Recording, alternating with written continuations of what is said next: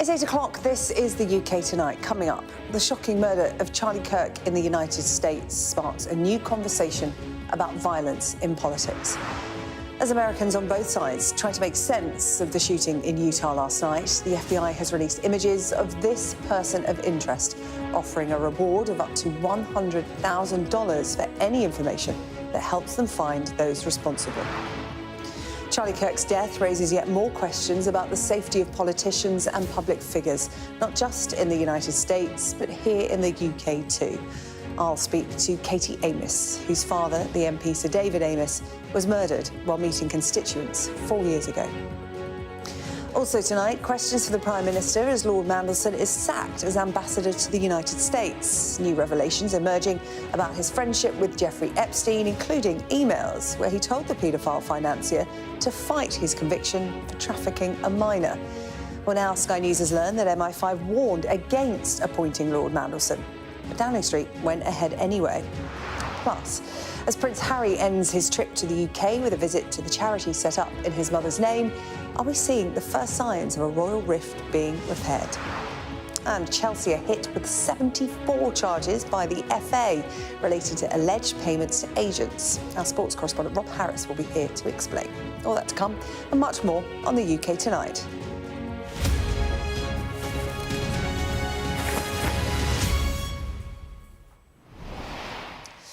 We start tonight with the shocking murder of Conservative commentator and influencer Charlie Kirk in Utah last night. He was shot and killed while speaking to students on a university campus, and his death has sparked outrage and a new conversation about violence in politics. Here, it immediately makes us think of the murdered MPs Jo Cox and Sir David Amis, and I'll be speaking to Sir David's daughter, Katie, shortly. Well, the FBI have released these two images of a so-called person of interest. They say the suspect, a person of college age, is still on the run and that they have found a high-powered rifle. We will not stand for what happened yesterday. We are exhausting every lead. We have every officer invested in this, every investigator, every local agency. The outpouring of support from the law enforcement community has been astounding. We are investing everything we have into this, and we will catch this individual. Having walked through the crime scene, through the hallways of this school, through the classrooms, I can't imagine what the people on scene felt as well. A horrific event where some of them barricaded in classrooms, some of them ran in fear. Can't overstate the tragedy and the horrific event that yesterday was, and how we will work to bring to justice the actions of one individual or any other individuals that assisted in that. Our state has gone through a lot, and we will come out successful. This morning I can tell you that we have recovered what we believe is the weapon that was used in yesterday's shooting. It is a high-powered bolt-action rifle. That rifle was recovered in a wooded area where the shooter had fled. So the FBI laboratory will be analyzing this weapon. Investigators have also collected footwear impression, a palm print, and forearm imprints for analysis. Now, I understand there are a lot of questions about motive. I assure you that all leads, tips are being fully investigated. As of this morning, we have received more than 130 tips. We thank the community for that. The FBI has brought every resource to bear, and we will continue to do so throughout the course of this investigation. Speaking during 9/11 commemorations this afternoon, President Trump paid tribute to Charlie Kirk and said he would be awarding him the Medal of Freedom.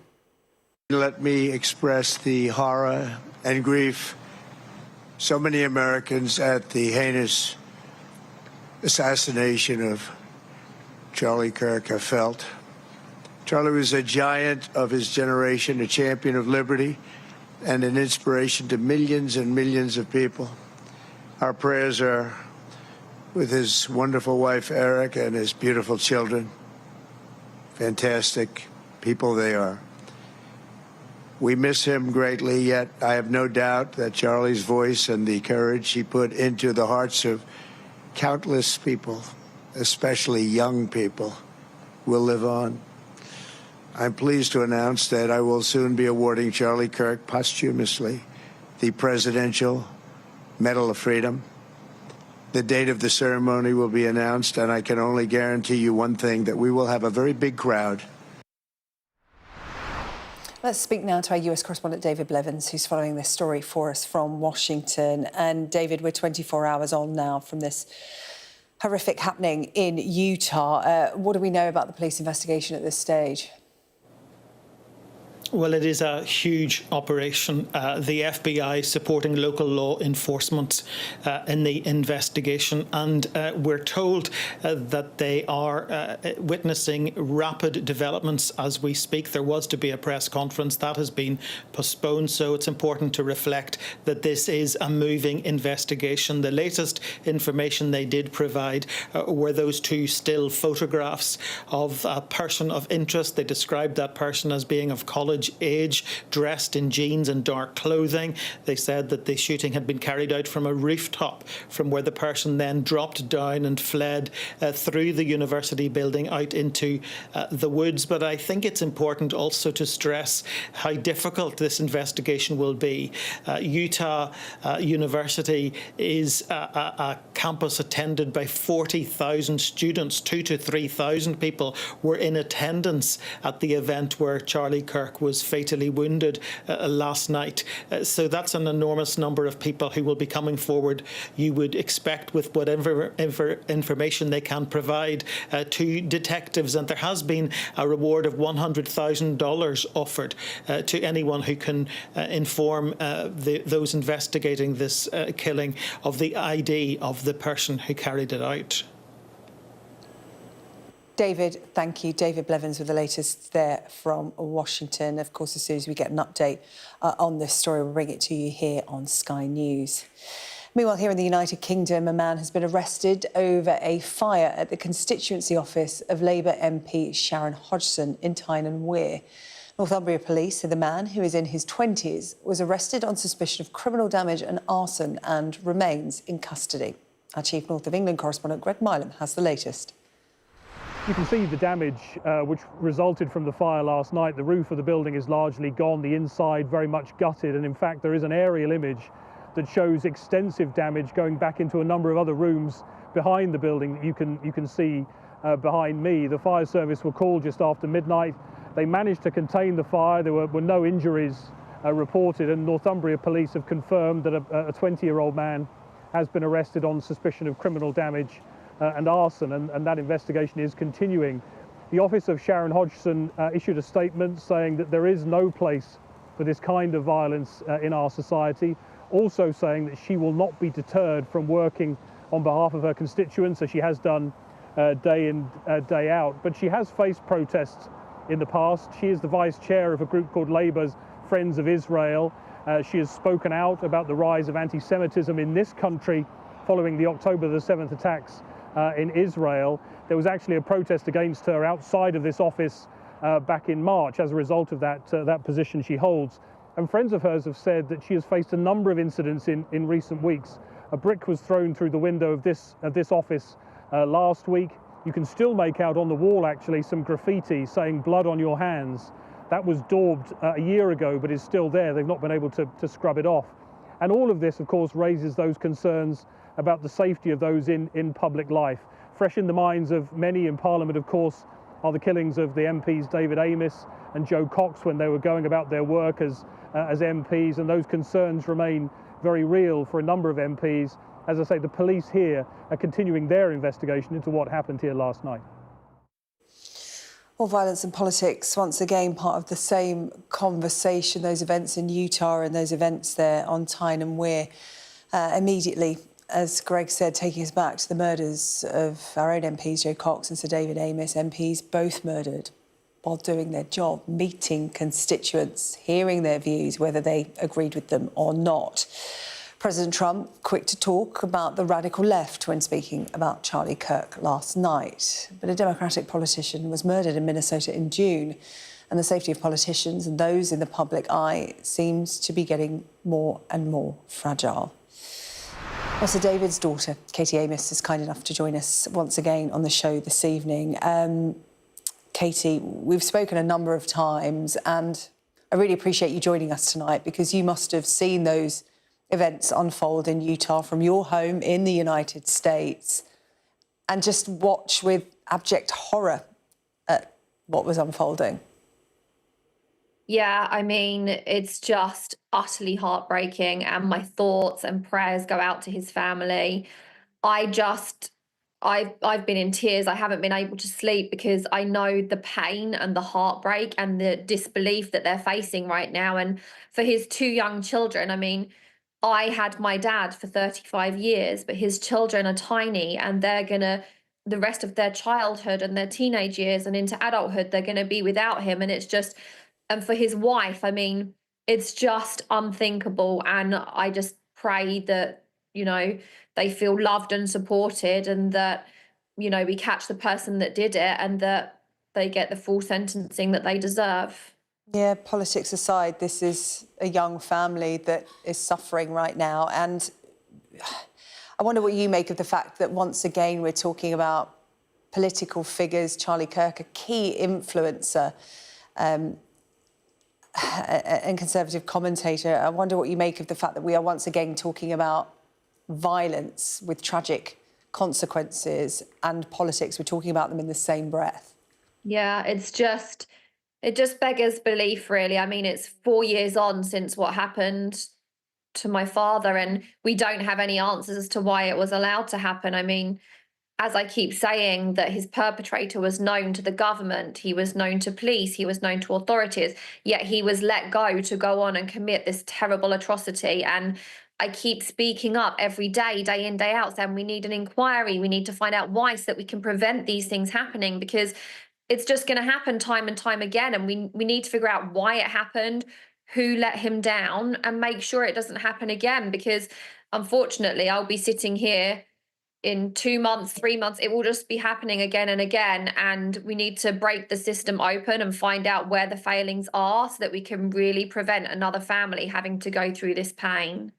Yeah, there's been a lot of talk about motives behind this. I mean, that will all be played out in the full course of time once the perpetrator is caught. That manhunt's still underway, a person of interest identified. But in terms of gun laws as well, in America, of course, you know, that is a real and persistent danger for political figures, particularly in, as you well know, you're immersed in it, you live in the United States, the highly charged rhetoric from both sides of politics, from all sides of politics at the moment. And there is a real feeling that this is the end result of those words and that kind of language.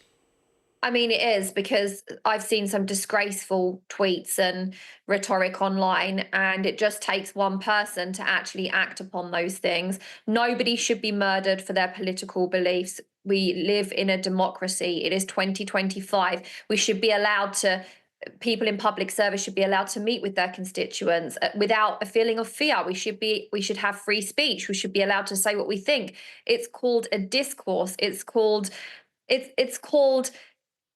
being a normal person. What regular person would think that you can go and murder somebody because they don't believe in the same political beliefs as you?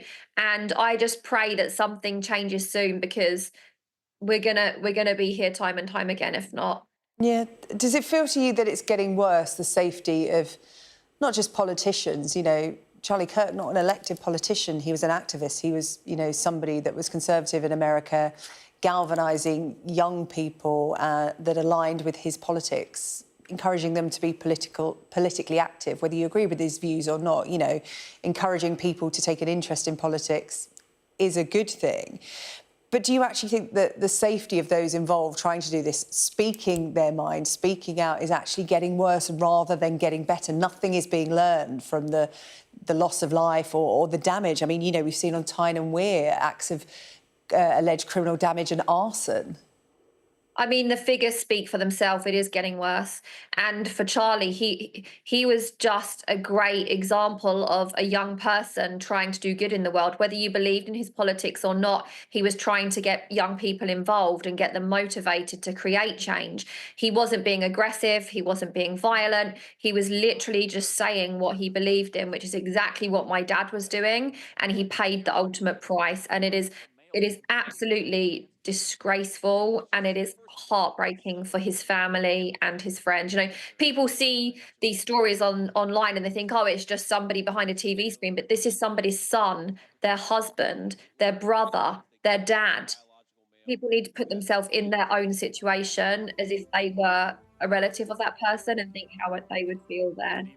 Yeah, a real ugly side effect of what happened is footage circulating widely in the online space of what's happened. And I mean, do you think something needs to be done there in terms of, you know, again, the police investigation is ongoing, the political reaction and all of that is to come. But in terms of, you know, what circulates on social media after something of this, I mean, some of it is, I mean, I can't even put it into words. And, you know, you think of the family involved here. Is that something that needs to be tackled? Because you're only a few clicks away online from seeing these acts carried out. And that just feeds into this poisonous vitriol that whips up this kind of sentiment and results in, you know, the scenes that we're witnessing. I mean, that is disgraceful that the footage is being allowed to be viewed online. If that was your husband, would you want the whole world seeing his last moments, which should be a very private moment? Unfortunately, he was assassinated very publicly. If you are watching this footage as well, you are playing into this narrative that all is fair game. And I think that there needs to be censorship around that. Anybody that has a little bit of a motive to do something bad, they're going to watch that and think, oh, wonderful, I can do something and I can get it publicized and the whole world can see what I did. That should be taken down immediately. It is nobody's business apart from his family's what happened in those final moments. And my heart just breaks that that is being viewed for people's pleasure, basically, and just to see what happened. Yeah. Just a final thought. Obviously, you are following this from the United States. I'd be interested to know what the reaction is at the moment amongst, anecdotally, people you've spoken to and also broadcasters and the media there in terms of this is still an ongoing police investigation, but politics has been brought into it immediately. What's the sort of mood like? I mean, people on both sides are saying things and pointing fingers at each other, but I think we need to just think about it from a human perspective. And there is utter disbelief that something like this could happen in front of so many people, and children saw it as well. And we need to respect the privacy of his family. They will be absolutely distraught and unable to process what has happened. And I think we all just need to take a step back and just be calm and think about it from a human perspective and mourn the loss of a great person that was actually trying to help society, rather than everybody getting into arguments with each other and more hatred being spread through that. Yeah. Katie, thank you so much for joining us on the UK Tonight. Always really appreciate your time, particularly when we are talking about the most difficult aspect of your life, and now you're watching another family go through the same thing, which I'm sure is, you know, re-traumatising for you. So I really appreciate you coming on to raise awareness of why it's so important to talk about this as a counteracting view to what we're seeing unfold. Katie Amos, thank you. We're now to another developing story out of the United States, this one with huge ramifications in Westminster. Sir Keir Starmer today sacking Lord Mandelson as his ambassador to Washington over his links to the convicted sex offender Jeffrey Epstein. Tonight, Sky News understands there were concerns from security services over the appointment of Mr Mandelson, but Number 10 went ahead with it anyway. It's now leading to growing questions for the PM over his judgment and why he was given the job in the first place, as our political editor Beth Rigby reports. Jeffrey Epstein and Peter Mandelson, the paedophile and the peer. This a friendship that endured even beyond Epstein's convictions, and one that on Thursday ended Lord Mandelson's political career. The Prime Minister and his Foreign Secretary concluding this morning the US ambassador had to go. This minister delivering the news. The Prime Minister has asked the Foreign Secretary to withdraw him as ambassador to the United States. The emails show, Mr. Speaker, that the depth and extent of Lord Mandelson's relationship with Jeffrey Epstein is materially different from that known at the time of his appointment. These are the emails that sealed Lord Mandelson's fate. Leaked to Bloomberg News, these exchanges reveal Peter Mandelson remained supportive of Epstein even after he was convicted for sex trafficking underage girls. I think the world of you, he wrote to Epstein on the day he went to prison. And Mandelson suggested the first charge for sex offences against Epstein was wrong, as he urged his friend to fight. Your friends stay with you and love you. But the questions had been coming for months. In June 2009, did you stay at the apartment in Manhattan of Jeffrey Epstein? I'm not answering any questions about him. He was in jail at the time for soliciting prostitution from a minor. And my knowledge of him is something that I regret. I wish I'd never met him in the first place. At Prime Minister's questions this week, Keir Starmer was still defending his ambassador. I have confidence in the ambassador in the role that he is doing. Sky News understands Number 10 appointed Lord Mandelson despite concerns raised by security services. The leader of the opposition calling for full transparency. He knew that Peter Mandelson had said that there are more revelations to come. I think that is part of evidence that he has extremely bad judgment. We want to see all the papers and know all the information that surrounds Peter Mandelson's hiring in the first place. This is not the first time Lord Mandelson's resigned in disgrace. He stepped down as Trade Secretary in the Blair administration over a loan from a colleague he failed to register. He then had to quit again. I am today resigning from the government. This time as Northern Ireland Secretary over a cash for passports scandal. But he held on to his constituency of Hartlepool. They underestimated me because I am a fighter and not a quitter. And made an eyebrow-raising return to the front bench under Gordon Brown. But Mandelson has always been controversial, even amongst his own. It's shameful that Peter Mandelson didn't resign in the national interest, in the interest of the government, but he's not that sort of person, so it was right that Keir Starmer sacked him. When those toe-curling emails were released showing Peter Mandelson clearly supporting a convicted sex offender, it was obvious he had to go. And the Prime Minister did execute a swift about-turn and sacked him. But this is really grave for Keir Starmer. The damage has been done. 2 weeks into a reset, 2 scandals, 2 senior people leaving his government. All of it casts a very long shadow over his promise to clean up politics, and all of it raises serious questions about his political judgment as Prime Minister. It also casts a shadow over the upcoming state visit for US President Trump, with the White House, royal family and the UK government all tarnished by association with sex offender Jeffrey Epstein, an issue they all wanted to avoid, now top of the agenda. Beth Rigby, Sky News, Westminster. Well, let's bring in our political correspondent Rob Powell in Westminster for us tonight. And Rob, some serious questions for Keir Starmer and who he employs, who he surrounds himself with. Yeah, absolutely. And I think Lord Mandelson hasn't made it any easier for Keir Starmer in the last few hours. He's emailed staff at the embassy in Washington expressing his regret at how the circumstances have played out today and praising them for their hard work, but also sending a pretty clear signal that he didn't think he had to resign and certainly didn't want to either. These are the words he used. I have no alternative to accepting the Prime Minister's decision. I think that will grate with many within Labour who feel that Lord Mandelson probably should have walked under his own steam days ago. I think the fact that he didn't and the fact that it has taken until now for Keir Starmer to sack him has caused the Prime Minister and the government damage on a basic level, as Beth was getting at in her piece there. This is someone else, another senior figure lost from the government days after the Deputy Prime Minister had to resign. So it makes it very hard for the government to maintain that they are bringing stability, grown-up government in the place of the chaos under the Tories. I think that's the broader message that many people sort of just dipping into news coverage may take from it. It also makes it very hard for the government to claim that they are bringing back high standards to government as well. Then I think there is the question about Keir Starmer's judgment about why this appointment was made in the first place. Our colleague Sam Coates has reported today that Number 10 essentially overruled warnings that came in from the security services warning about the risk of appointing Lord Mandelson. Now, the judgment that seems to have been taken is that, yes, there may have been risks, but actually the attributes that Peter Mandelson would bring to this post outweigh the risks.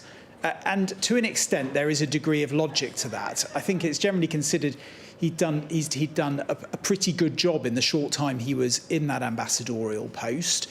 We've had a pretty, Keir Starmer has navigated what could have been a pretty tricky relationship with Donald Trump, not a sort of traditional political bedfellow of Labour or Keir Starmer. He's navigated that pretty well. We were obviously, as the UK signed a trade deal with the US before anyone else, and a lot of work was put in on that front by Lord Mandelson. So you can see why they would think that this was a good pick. And actually going back and looking at some of the reactions at the time of his appointment, even from quite establishment civil service career diplomats, actually most people saw the logic in putting him in there. I think Keir Starmer will be sat in number 10 wondering tonight, though, whether that could have been achieved with someone a little less risky and whether they could have avoided the drama of the last week in doing so. Where it leaves us is 6 days out from a state visit by President Trump coming over to the UK with no permanent UK ambassador to the US in post, and potentially some very tricky questions heading the way of both Keir Starmer and President Trump because of President Trump's association with Jeffrey Epstein as well. And I think for many in Labour and in government this evening, they may well have their head in their hands wondering how the government has got it so wrong again. Rob, thank you. Rob Power, the latest there from Westminster. Still to come on the UK tonight, 3 members of a family from Essex are jailed for making neo-Nazi music, promoting terrorism and racial hatred. Also coming up, a royal rift repaired. We'll take a look back at Prince Harry's visit to the UK, including his tea with the King.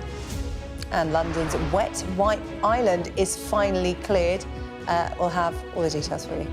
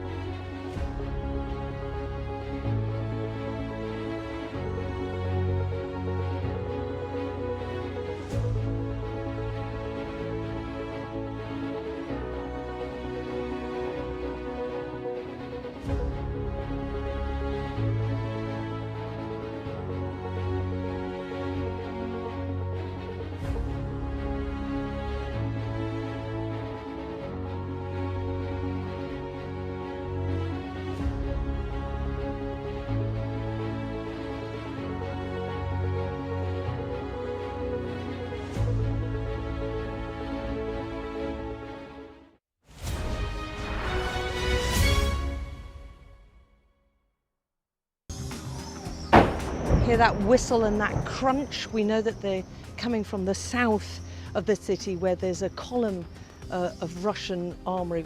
I'm Alex Crawford and I'm Sky's special correspondent based in Istanbul. Look at that sheet of flames, and that has happened within minutes, and now it's coming from both sides and it's moving this way.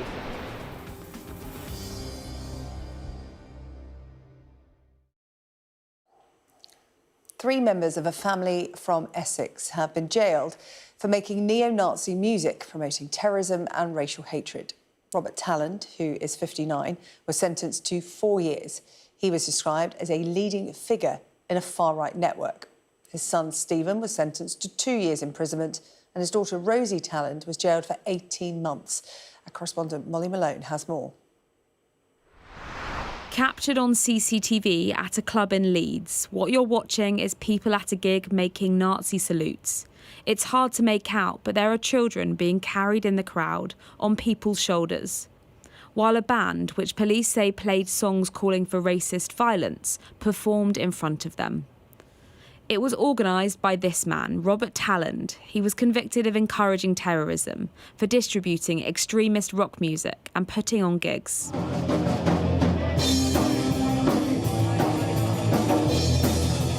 While his two adult children, Rosie here on the left and Stephen on the right, were charged with stirring up racial hatred through the lyrics in their songs.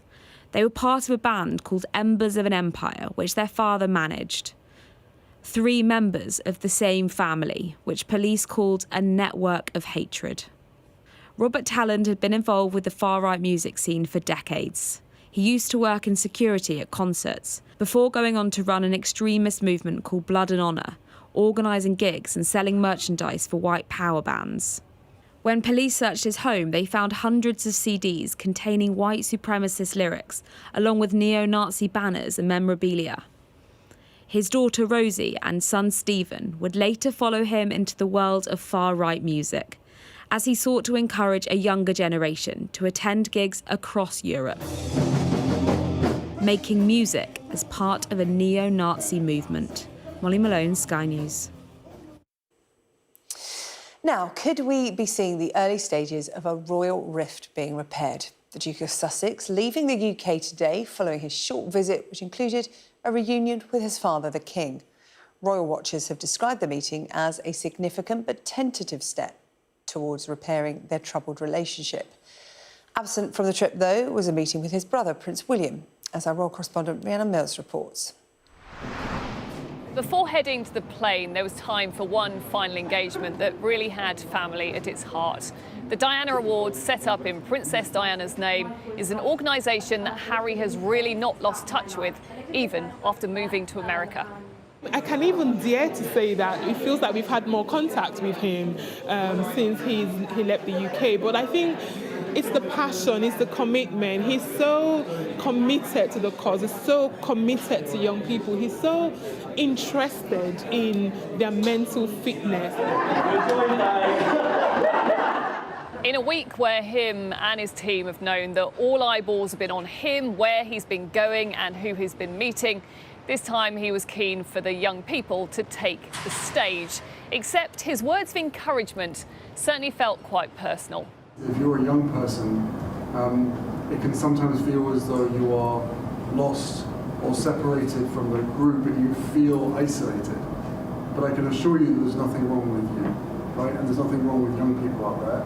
It is the society that we've allowed to be created around you. I've said this many times before, but I think you need to hear that. This has felt like a different kind of trip back for Harry. With less secrecy, there has been a calmness around it. But it's also been helped by the fact that the one piece of the puzzle that they didn't have full control over, so whether or not Harry was going to meet the King, did actually happen in the end before he had to head home.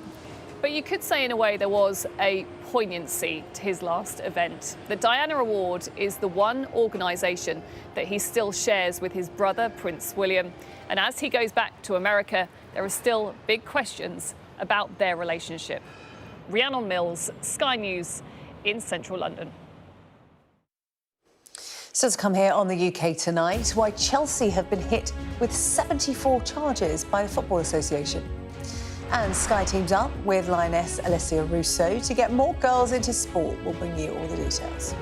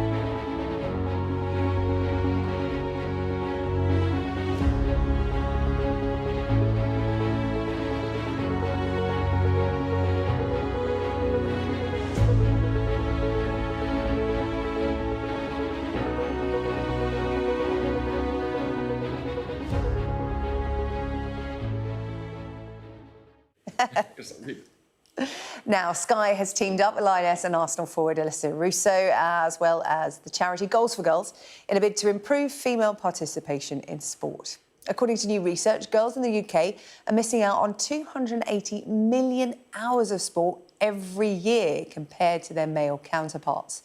The report by Public First says getting more young girls involved in sport could save the NHS £73 million a year. Now, a new nationwide tournament for girls known as the Alicia Cup has been set up to get teenagers participating in grassroots football. We want to make a change and we want to make sure that we leave the game in a better place for the next generation. And for me, I did start through boys football, but I know that some girls wouldn't like to do that, and we can't miss out on the next superstar because they can't find a team or they don't have access to different things. So I think it's really important, and hopefully we can create enough change that this isn't a problem going forward. Then I'll be happy with retiring when I'm a lot older and knowing that we've left it in a better place. Starting this dialogue about let's make sure we don't leave girls behind in that conversation, and let's make sure we really, really elevate participation and availability for girls. There's so many factors that go into equal access, and we're really not there yet. And we have to fix both the accessibility, and we also have to fix how girls feel about it. So things like, are the uniforms something that they feel comfortable in? Are they comfortable being in front of their friends and their peers in that uniform? So all of these are very fixable factors. They just need that little bit of attention and the will to make a change. Same with football, and Chelsea have been hit with 74 charges by the Football Association. These charges relate to alleged breaches of FA agent regulations and third-party investment rules, investment in players between 2009 and 2022. Our sports correspondent Rob Harris is here, very busy, talking about grassroots football there with Alessia Russo and Dana Strong, and now tackling this Chelsea story. What are these charges all about? All to do with agents' fees and player investment? Yes, the question is, were there unauthorised payments made to agents, intermediaries, family members to secure transfers in the Roman Abramovich era? There are a few deals under the spotlight, few players who aren't themselves accused of any wrongdoing, Eden Hazard, Samuel Eto'o and Willian. Now, in part, why are we discovering this? Well, Chelsea's new ownership discovered this when they were buying the club in 2022. Clear Lake Capital and Todd Bowley. They were buying it from Roman Abramovich, who was forced to sell after the sanctions linked to Russia's invasion of Ukraine. And these all relate to the Abramovich era, and they think by self-reporting it, that they hopefully could avoid a points deduction. It could just be a financial penalty. They have already been fined as part of a settlement with European football's governing body, UEFA, €10 million over these payments, of which they discovered there were sort of incomplete financial records being reported. And Chelsea say they have shown unprecedented transparency. And how serious are these kind of charges compared to the financial charges that are being levelled at Manchester City by the Football Association? Well, that Premier League case is still a verdict we're waiting to hear from. They completed the hearings last December, and one notable aspect of that investigation, it relates to things like sponsorship deals and whether there were side payments that took place over many years, something City do deny wrongdoing over. What's different is they are also facing accusations of effectively obstructing the investigation and not necessarily providing all the relevant details. It's a very hefty case. We're still waiting for the outcome of that, more than 115 charges. Chelsea themselves are also under investigation by the Premier League, so many strands to this. OK, so the FA and the Premier League investigating. OK, right, it's a complicated, tangled web, but you're all across it, Rob, so if we get any updates, you're the man to explain it to us. OK, thank you, Rob, there. Very busy day for Rob. Right, coming up on the programme after the break, we'll tell you all about London's Wet Wipe Island and how it's finally been cleared. And swimmer Ben Proud becomes the first British athlete to join the Enhanced Games. What is it? We'll tell you after the break.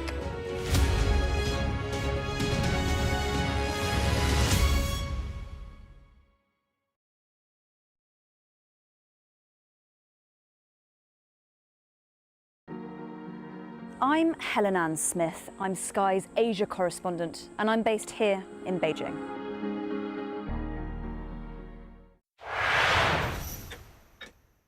Go ahead, back white jacket. Deborah Haynes from Sky News. He called you Daddy earlier. No, he did it very affectionately. Daddy, you're my daddy. Thank you. Leicester is on its knees. They've ripped the soul out of my factory and there's nothing left. It is eerily quiet. It's constantly on the brink of capacity. There's overcrowding. It's not a new thing. It's rough.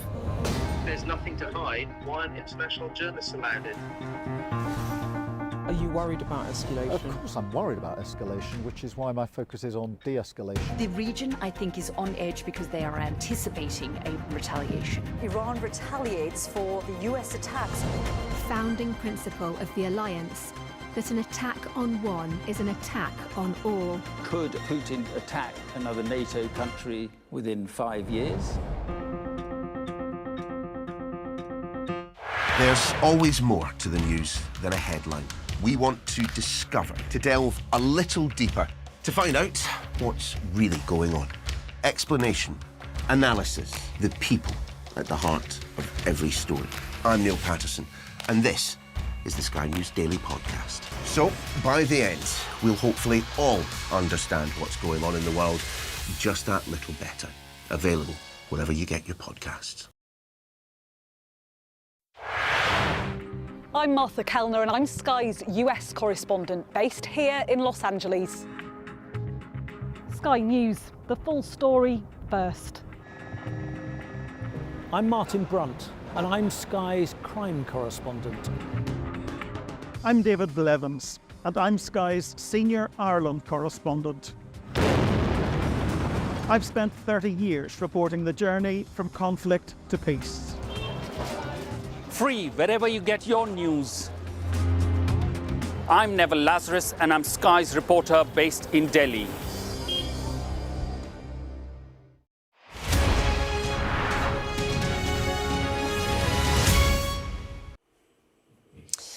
Hello, welcome back. Coming up, we're going to talk to you about efforts to clear up London's wet wipe island.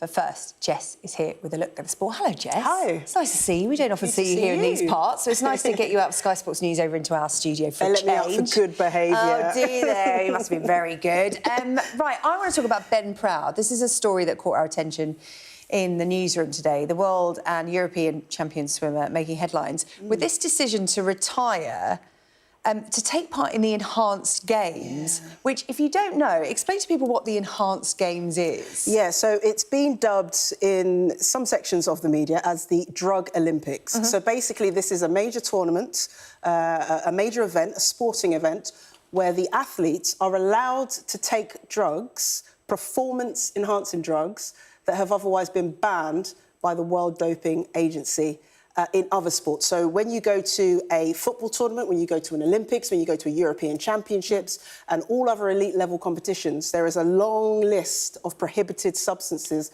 that you're not allowed to put in your body. No excuses. If you're found, you're banned and you're taken away from that sport. But in the Enhanced Games, they say, well, it's the athlete's choice. They can decide what they want to do with their body, what they want to put in their body. To make them the top performer. Exactly. If it enhances their performance and they have made the conscious decision to take it, then that is up to them.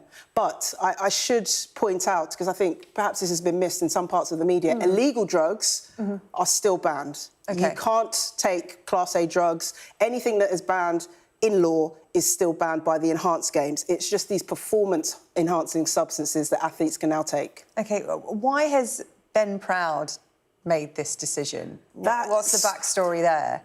Actually, so many people have this question on their lips right now because this is a swimmer at an elite level. He's won stuff at the highest possible level. He's been to Commonwealth Games, he's been to Olympics, he's been to Europeans and World Championships. What more has he got to prove, you wonder? But... You do, and maybe perhaps that has played into his decision.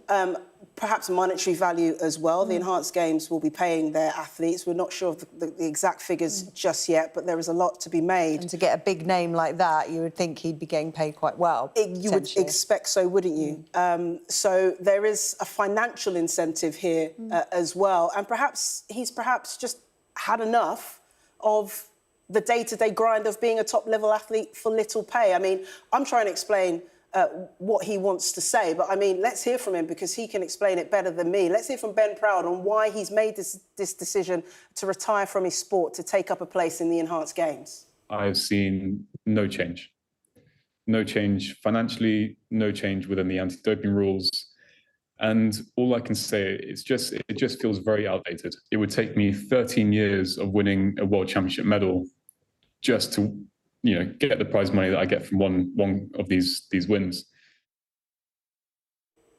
I mean, my mind's a little bit blown by this concept, particularly with somebody of his stature going to the Games. It is going to be controversial. What's been the reaction to those in the... I'm just a fan. I just watch the sport. I'm, not in that world. But what's been the reaction from the sporting world to this? I think controversial is the key word you mentioned there, SJ, because there has been multiple governing bodies that have come out and spoken out. UK Sport have condemned it. Aquatics GB, the organisation, the governing body that Ben Proud was actually competing under, has condemned it. WADA have looked very unfavourably on it as well. The general consensus is that what is he doing? This is incredible. This shouldn't be happening, and athletes at the top level should not be putting performance-enhancing drugs into their body. Let's hear, though, from an athlete that Team GB know very well, Dame Kelly Holmes. She's been speaking about the situation that perhaps athletes should focus more on the positive sides of the sport. I'd like to speak about Tokyo, because Tokyo's coming. It's a World Championships, it's a meaningful games, it's what we all should be doing for the love of sport and the spirit of sport. And so, for me personally, I'd rather talk about the good sides of sport.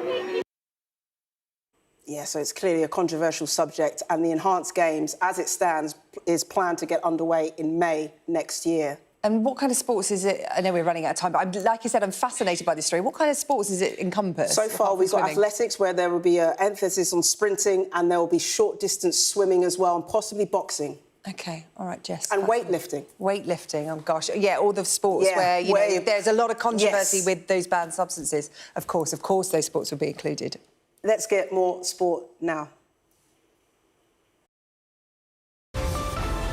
Staying connected is vital for business. Sky Business sponsors this report.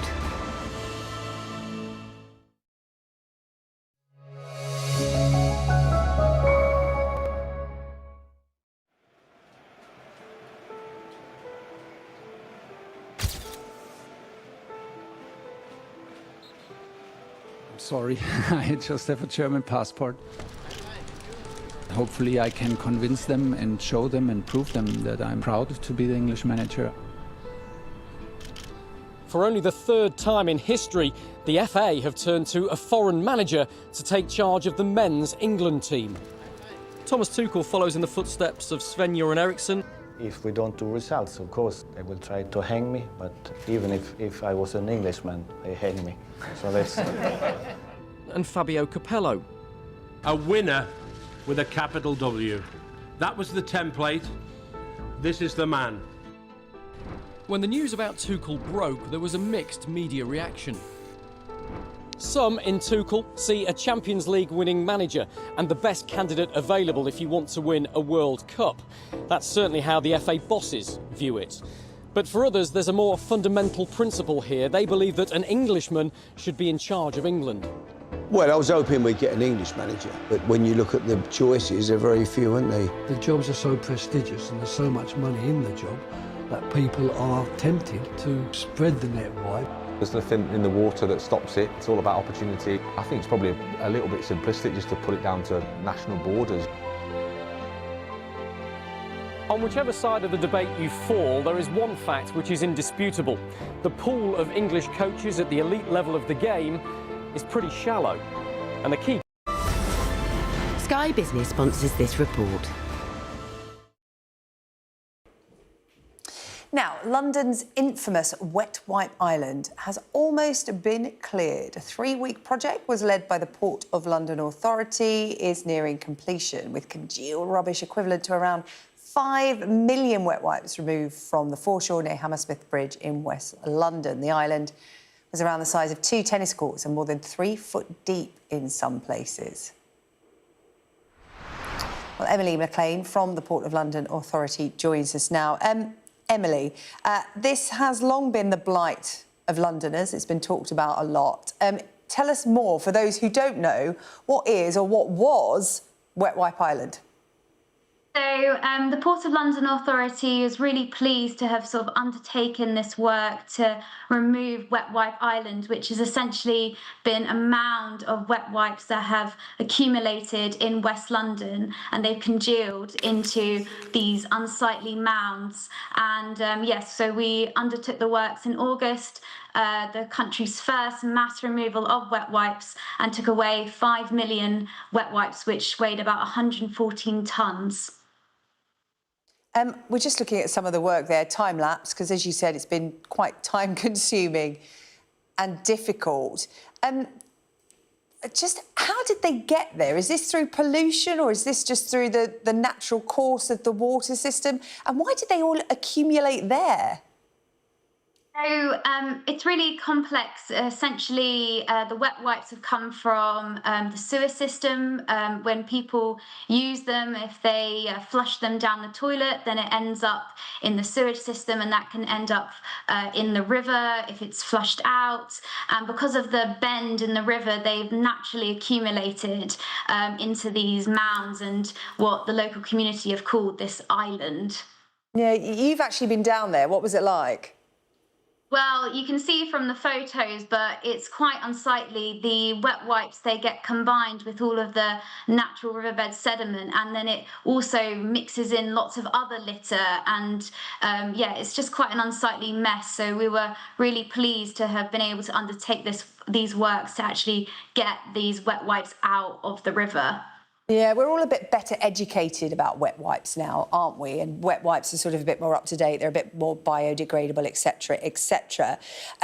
However, you know, this problem had accumulated. Do you think that people, even though they're better educated, are actually better disposing of wet wipes now? Is it the problem it used to be? Because, well, you should know by now that you don't stick them down the toilet, you stick them in the bin. Yeah, like I think it's really complex. You know, the packaging on these wet wipes, they sometimes say it's biodegradable, so that might make people think that they can flush them, when in actual fact, you know, the rates at which they degrade are all varying. So we always just encourage people to make sure that they do bin them rather than flushing them down the toilet. And we're actually, as a result of these works, going to be sampling the material that we've taken out to understand how much plastic is actually in the wet wipes, because that can have really bad impacts on the environment if it's left to degrade. What are the other big offenders in the Thames? So, you know, the Port of London Authority, we remove up to 200 tonnes of rubbish from the river every year. And some other items that we've noticed are things like lime bikes ending up in the river, as well as lots of other single-use disposable items like We'll need bottles. those back for the tube strike. I hope you've put them back in the racks. Yes, well, we've removed up to 90 bikes in one day before. So, yeah, we're really working hard to make sure the river is as clean as it can be. Yeah, well, myself and the UK Tonight team went out on a litter picking exercise on the Thames just last week. We were told, actually, it's not all doom and gloom, that the Thames is actually the cleanest river to run through a city in the world. Yeah, I think the Thames is actually a really good story of recovery. I mean, just 60 years ago, it was declared biologically dead, and now it's got 125 species of fish and birds and seals living in it. But there's much more work that needs to be done. But yeah, it's definitely a story of recovery, and we want to make sure that it continues to improve. Yeah, well, if it's not wet wipes, we were told that one of the other biggest offenders, ironically, is bottled water bottles ending up in the Thames. The irony of that, buying water and then chucking your water bottle in water. But there is good news for the Thames. We didn't see a seal, sadly. Maybe on our next litter pick, we'll look out for one of those. Next time. Next time, exactly, next time. Emily, really good to talk to you. Emily McLean there from the Port of London Authority. Wet Wipe Island, it is gone. Right, let's have a quick look at the weather now. Well, the weather will remain rather cool and unsettled. Windy conditions possible on Sunday night and on Monday. There'll be heavy showers this evening. The northwest of Scotland will see some more general rain, but many eastern parts will dry up. It's going to be rather windy as well, with coastal gales possible in the west, locally severe over the Hebrides. The far north of Scotland is going to see rain and gales overnight, especially the northwest. Elsewhere, blustery showers becoming increasingly confined to the west. It's going to turn chilly in rural spots. You can expect a mix of sunshine and blustery showers tomorrow morning, and much of eastern Britain is going to look fine. There's the odd rumble of thunder possible there as well. Temperatures around average for this time of the year, perhaps a little below in the windy west. The afternoon looking similar, but showers will merge into longer spells of rain in the west. That's all from the UK Tonight. We'll be back on Monday night at 8 o'clock. We'll see you then. Up next is The World with Yalda.